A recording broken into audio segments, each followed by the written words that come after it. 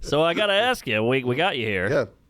So the doc world is exploding right now. Yes. I feel like you got John Candy, Ben Stiller just put one out. You got Charlie Sheen. You got Billy Joel. They're doing one on is it Downey, the writer? Jim Downey. That was a good one. That's on Peacock. That's a fun Is that out? Yeah, it's good. Geez, it's really good because it talks about how he writes, and he was the best writer of all time on the show. And when you see what he wrote or what he was part of writing, it's insane. Yes. It's every sketch that you remember. But you, I think, are doing a Norm doc. Is that out there? Is that that's public? Going to be, that's public. That's going to be next year. Ooh. We've been lucky enough to just watch everything. Yeah. But like really everything. As well, or no? Yeah, I'm directing. Oh, that's exciting. Yeah, I mean, you did the Shanley one, you did the Carlin one. They were both. I loved them both. Both great. Yeah, and well, people love Norm, so it's I think people are going to really enjoy it because also it's fun to dig up the stuff that is hard to find or just things that he's talking about that unless you were like the most hardcore fan, you would never find this conversation and his opinions about these things. Because I used to write with Norm for Roseanne, like we were hired to write her act, like her stand-up act, and we would go to her better than house writing her tweets on the weekends.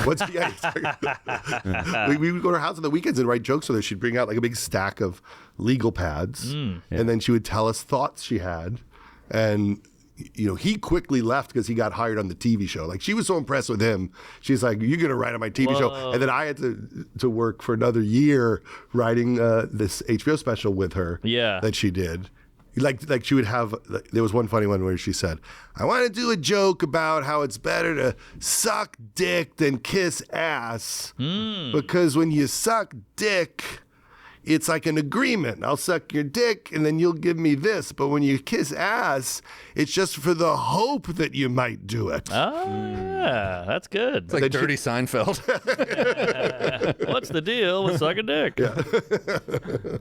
It's a blow job, but you don't get paid. Okay. Yeah. But yeah, wow. So Norm was he's my guy. He's my number one. And there's so much content. Like I feel like I've seen all of it because I'm a psycho, but there's so much. He gave so much for a guy who died young. Yes. Like the Conans and the podcasts and the TV show on Netflix, the YouTube show, and all the stand-up. It's like never ending. And SNL. Yeah, that's what I thought was most impressive about it, because when you really look at it, like how many comedy-defining moments did Norm have that are like world-class, memorable, and risky too. And Very him doing the ESPY monologue, or him doing the Bob Saget roast. Yes. He said all nice things from a joke book. Yeah. And you start listening to it, and there's so many times that he did a shockingly, insanely original take on something. Yeah. And I think that's fun to just see how his mind works. The Conan Carrot Top moment where Conan falls out of his chair. I mean, there's so many iconic Oh, and when he brings moments. Conan the gift bag for getting the Tonight Show. I mean, and then he's just leaving like that next week. I mean, it was just, he always had on panel, it was like, it was always gold, man. Yeah. I mean, the heartbreaking part is you can't show all of it, because you have limited time. There's one that I couldn't get in that maybe maybe you could tell, which is the Bill Cosby story about his dad. Yes, but calling him. Yeah. And he forgot his dad was dead. Yeah, exactly. But he didn't want to say that to Bill Cosby. He's like, "We called your dad. He didn't answer the phone." He's like, I don't know what to tell you, or whatever.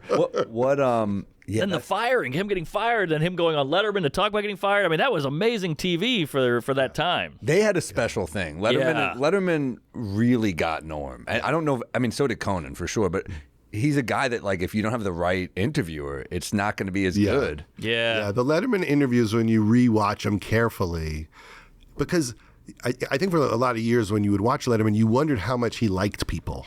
Like, that was part of the fun of the show, is like, is he enjoying talking to people? And when he talks to Norm, he literally looks like he's in heaven. Yes. Like, he's so excited to see what he's going to do. Yeah. And Norm would push it and be edgier or grosser than most people, because people were always like warned off, like, Letterman doesn't like when you get kind of weird in that way. And Letterman was just tickled. And I think what came out is that Norm was really influenced by him. Yes. Because I think on one of his last appearances, he did one of Letterman's bits. Totally. And when he did one of Letterman's old Simple bits. Pleasures. Yeah, right? Yeah. And you go, oh, that was the beginning of him figuring out his style. Yeah. And then he did. I mean, what was that? The last routine he did? Oh, the World War II joke. The identification joke. Yes. So, and then it was rare to see him get emotional, and you could see Dave fighting off getting emotional because that's not his thing, and he could tell be like, you could tell it was hard for him, for both of them. I was like, wow, that was a heavy TV moment. Yeah, and a big deal because Norm was going through something that people didn't know about. Yeah, and he wanted to take the opportunity to tell Letterman that, he loved him and how important he was to him. And Letterman didn't see that coming, that someone would be so vulnerable and caring at that time. And I love a comic who, he's clearly such a smart guy. He's like well-read on Dostoevsky and all this shit. And he's like brilliant dude. He had his problems, but his jokes were so silly. Like he had a great joke where he would do on his TV show where he'd read the cue cards or the little blue cards. And he was like, Donnie Wahlberg and Jenny McCarthy are getting married.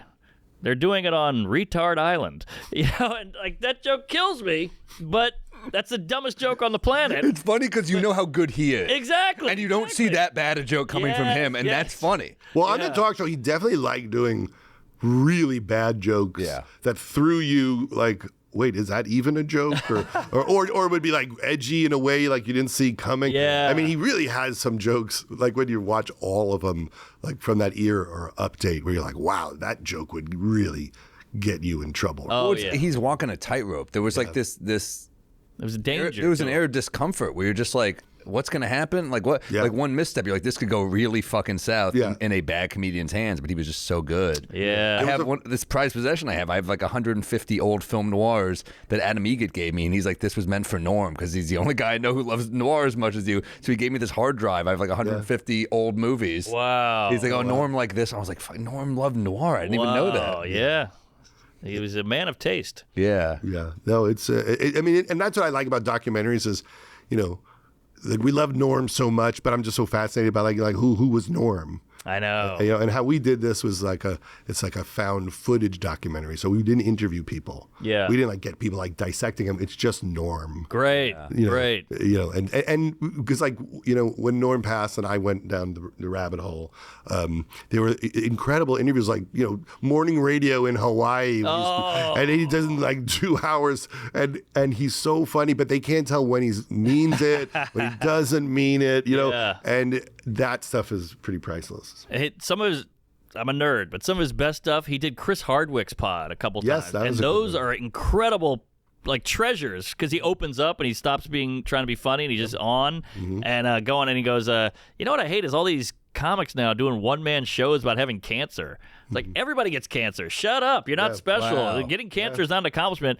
Not knowing the whole time he had cancer. Yeah. And he was like shitting on them like I could come out and say it and I would get a bunch of clicks and victim points, but I'm just going to keep being funny. Yeah. He was the purist. And also, he had cancer when he was really young, when he was in his 20s, and he got over it, and then he got it again later in life. I didn't know that. So, when you think about his personality and just that, like, I don't give a shit energy, it is like through the prism of someone who's seeing life in a much deeper way. Well, you wrote about this in your book about funny people, and was it your mom? Someone got really sick, and then and she was like, she had like no worries when she was really sick, and then she got better, and it like came back. It's like you did that with the character in Funny People, right? Because every time she thought she would survive, all of her neuroses and crazy would come back, and every time she thought she had no chance, the medicine's not working, she would get really like serene and mellow and pleasant. And well, I'd see that with other people too, where like you get sick and you suddenly like you can just see everything clearly and what's important and how you